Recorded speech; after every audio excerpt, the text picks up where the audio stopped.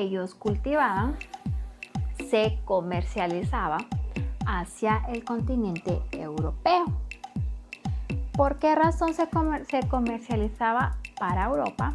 Porque en Europa ellos utilizaban todos los cultivos de este reino de Guatemala para poder teñir lo que eran las telas o más bien los tejidos, ¿verdad? Entonces, para ese entonces, ¿verdad? Estamos hablando de muchos años atrás, ¿verdad? La esclavitud ya había sido eliminada. Entonces, acá se eliminó la esclavitud ya que muchos de ellos pues obviamente no estaban de acuerdo en ser obligados prácticamente a trabajar sin ningún pago, ¿verdad? Aparte de eso, pues estas personas tenían que pagar impuestos súper altos y no les parecía nada bien al pueblo de Guatemala, ¿verdad?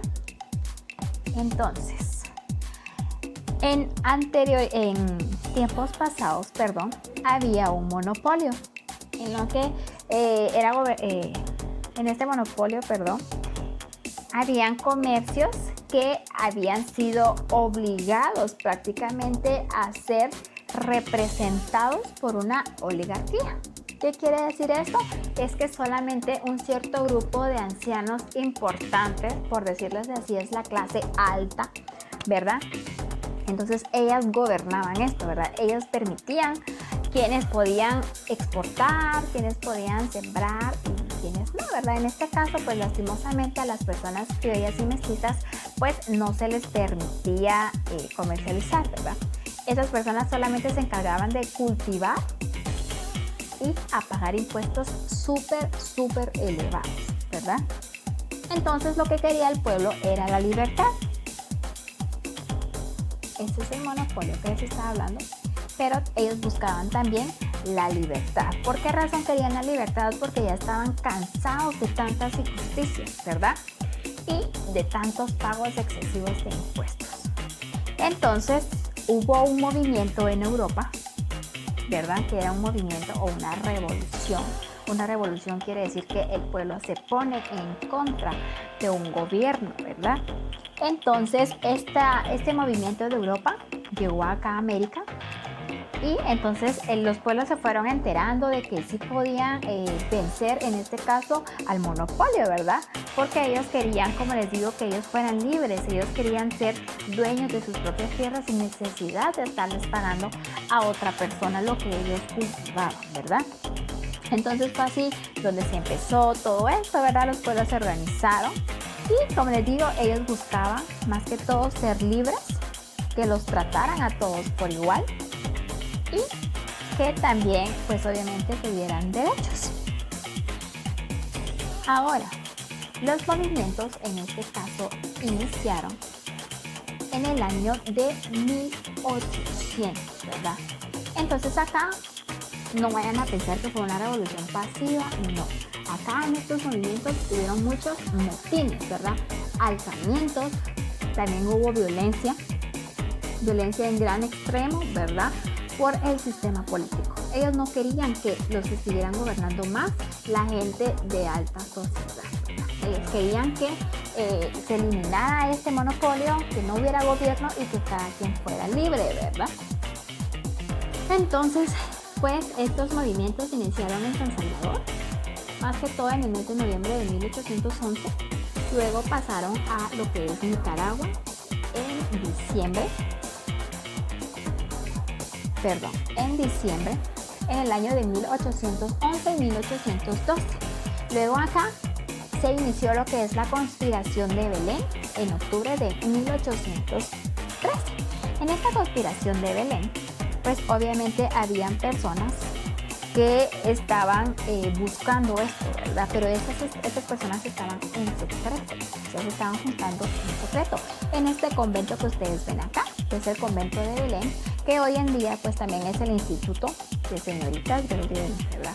Entonces acá, en el área de la cancha, donde se ubica hoy en día, pues un grupo de personas llegaban a reunirse, ¿verdad?, a altas horas de la noche, pero ellos tenían una insignia y esa insignia era un búho. Todas las personas que tenían este búho eran parte de esta conjuración, ¿verdad? Así se les llamaba para ese entonces.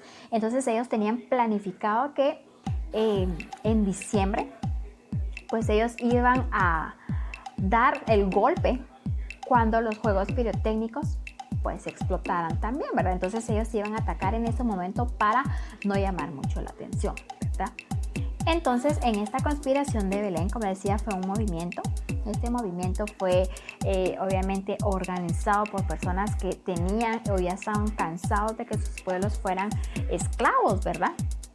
Pero lastimosamente ustedes saben que siempre hay un soplón, por decirlo así, ¿verdad? Entonces acá, este soplón pues se llamaba José Bustamante, era uno de los gobernantes de Guatemala, ¿verdad? Entonces esta persona fue y denunció a esta conjuración, ¿verdad? Entonces acá fue donde las autoridades españolas se dieron cuenta de que los querían atacar.